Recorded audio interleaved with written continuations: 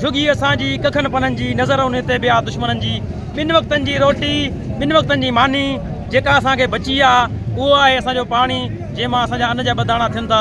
Khairpur Nathan Shah में छत तकरारी नवा केनाल ठाहिण खिलाफ यूथ पार्लियामेंट जे सॾ ते एहतजाजी रैली कढी वई। एहतजाजी रैली खे क़ौमी अवामी तहरीक ज़िले दादू जे सदर नाले वारे वकील मीर खोसो, यूथ पार्लियामेंट ज़िले दादू जे अॻवान आज़ाद हुसैन लगारी, सूमर चांडियो ऐं ॿियनि अॻवाननि ख़िताब कयो। अॻवाननि ख़िताब कंदे चयो त पीपल्स पार्टी बेनकाब थी चुकी आहे। फारम 47 वारी हुकूमत खे को बि हक़ न आहे त हू क़ौमी मसइलनि सां हथ चरांद करे। हिननि चयो त हर दौर में असां सिंधियुनि मथां तरह तरह क़िस्म जा हरबा हलाए कंहिं न कंहिं मुसीबतनि में फासायो वेंदो आहे। नवा केनाल कढी पंजाब जे चोलिस्तान जे रेगिस्तान खे आबाद कयो वेंदो। ईअं करण सां सिंध दरिया सुकी वेंदो ऐं सिंध समूरी बंजर थी वेंदी।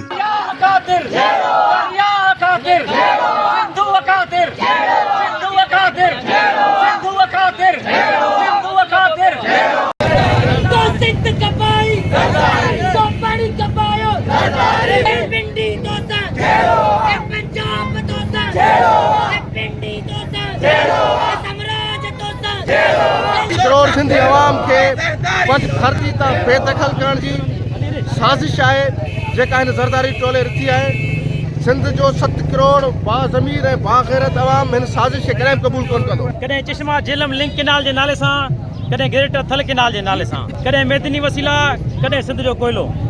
सिंधी क़ौम खे सिंधी अवाम खे नौकरियुनि खां हर वसीलनि खां महरूम कयो वियो आहे। सिंध जी जेका सरकारी बजट थिए थी उन खां बि अवाम खे महरूम कयो वियो आहे। कंहिं क़िस्म जो रोड रस्तो तरक़ियाती कम फैक्ट्रियूं सनतूं कुझु बि न आहिनि।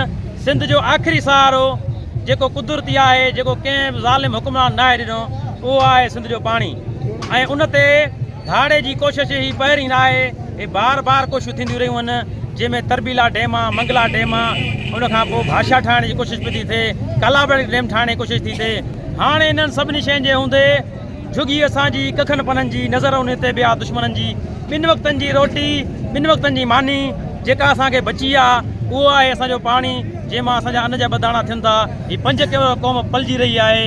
हींअर दुश्मन जो ऐं दलालनि जो वतन फ़रोशनि जो बनबरी माण्हुनि जो धंधो बणिजी वियो आहे। धरती खपाइण, क़ौम खपाइण, उन्हनि में न गैरत आहे, न इज़त आहे, न उन्हनि में का शिनास आहे। त सभु शयूं विकिरो करण खां पोइ, हर शइ धारियुनि खे ॾियण खां पोइ आख़िरी सहारो जेको सिंधू दरिया आहे उहो बि 6 केनालनि सॼी सिंध सराफ़ा एहतजाज आहे। सिंध जे माण्हुनि हिन खे इन करे वोट न ॾिनो थी केनाल ठाहे। सिंध जे माण्हुनि हिन खे इन करे वोट न ॾिनो थी असांजा ॿेट खपाए। सिंध जे माण्हुनि हिन खे इन करे वोट न ॾिनो थी असांजो दरिया खपाए। सिंध जे माण्हुनि हिन खे इन करे वोट न ॾिनो असांजो कारूंझर खपाए। सिंध जे माण्हुनि खे इन करे वोट न ॾिनो थी असांजा शहर खपाए। सिंध जा माण्हू विढ़ंदा। अॼु तव्हां ॾिसो सॼी सिंध सराफ़ा एहतजाज आहे। सॼी सिंध रोडनि ते आहे। जेसीं ताईं हिकु बि सिंधी ज़िंदा आहे, हिकु बि केनाल ठाहिण न ॾींदासीं। हर हालत में जंग कंदासीं।